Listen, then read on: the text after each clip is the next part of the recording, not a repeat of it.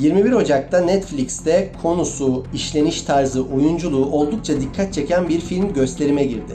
Münih, The Edge of Tomorrow. Evet, filmin konusu oldukça dikkat çekici, oyunculuk harika ve senaryoda iyi hazırlanmış çünkü olaylar çok güzel bir şekilde akıyor. Ama filmin mesajında öyle bir hata var ki izleyiciyi tarihsel gerçekler konusunda yanlış yönlendiriyor. Filmin odağında dönemin İngiliz Başbakanı Chamberlain üzerinden İngiliz dış politikası yer almakta. Ve bu dış politika hiç de filmde yansıtıldığı gibi yapılmadı o dönemde. Başlamadan önce şunu da belirteyim. Biliyorsunuz film bir kitaptan uyarlama ve kitabı okumadım. Bu nedenle incelememin sadece film için olduğunu baştan belirtmek istiyorum. Hadi başlayalım. Filmde 3 temel hata var. Birincisi Britanya dış politikasının yansıtılmasında. İkincisi faşist ülkelerin ele alınışında. Ve üçüncüsü miğfer devletlerinin genişlemeci dış politikalarına nasıl yaklaşıldığı. Hadi ilkine geçelim. Filmde vurgulanması gereken en önemli husus Britanya'nın o dönemin en büyük emperyalist gücü olduğu ve barıştan önceki kaygısının ve barış söylemini üzerine kurduğu anlayışın kendi dünyadaki konumunu kaybetmekten korktuğu gerçeği olmalıydı. Çünkü filmin geçtiği 1938 yılından tam 20 yıl önce biten 1. Dünya Savaşı Britanya'nın sömürgelerini kontrol etmekte kullandığı kaynaklarını bu savaşa harcamasına neden olmuştu. Evet, Britanya savaşın kazanan tarafında yer almıştı ama savaşta geleceğini büyük riske sokan 2 de önemli darbe almıştı. Ve bunların birincisi de bizden gelmişti. Türkler Sevr Anlaşması'nı yırtıp ülkelerini emperyalizmin elinden kurtarmışlardı. Ve işte bu Britanya'nın sömürgelerinde önemli bir uyanış başlatmıştı.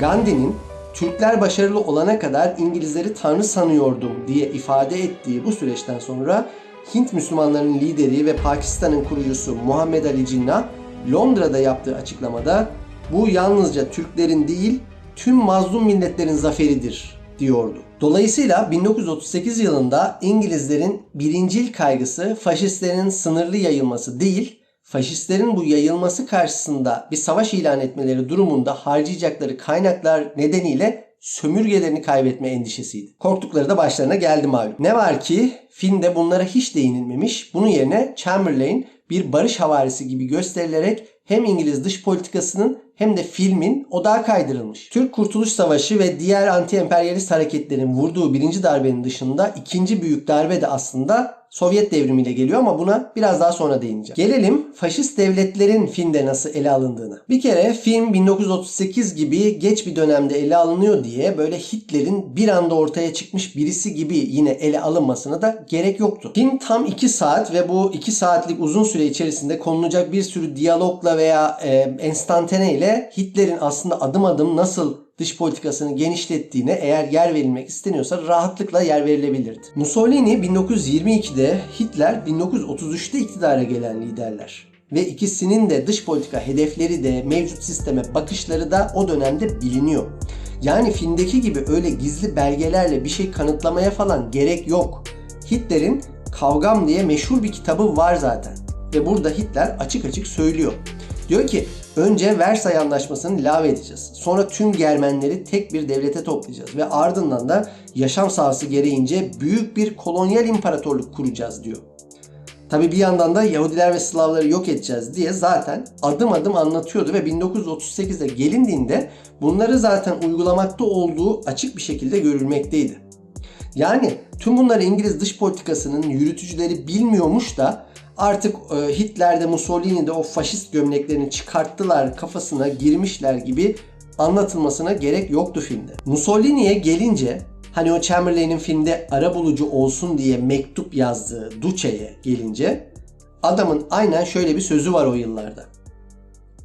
Milletler Cemiyeti Frank ve Anglo-Sakson grubu olan plütokratik devletlerin dünyanın geri kalan kısmını sömürmek amacıyla kurdukları bir ittifaktır. Mussolini'nin bu söylediklerinin dışında neler yaptığına da şimdi geliyoruz zaten. Üçüncü olarak bu devletlerin genişlemeleri de zaten 1938'e gelindiğinde çok şey söylüyordu bu ülkelere ve hani o filmin sonunda yer alan zaman kazanma hikayesinin de aslında ne kadar büyük bir hikaye olduğu buradan ortaya çıkıyor. Çünkü daha 1935'te İtalya bir Milletler Cemiyeti üyesi olan Habeşistan'ı yani bugün Etiyopya'sını işgale başlamıştı ve süreç tam bir yıl sürdü. Ve bu bir yıllık süreçte herkes Britanya ve Fransa'nın liderliğindeki Milletler Cemiyeti'nin askeri yaptırımını beklerken ikisi de biraz önce söylediğim sebeplerden ötürü ekonomik yaptırımların ötesine geçemediler. Hitler bunu gördü tabii ki.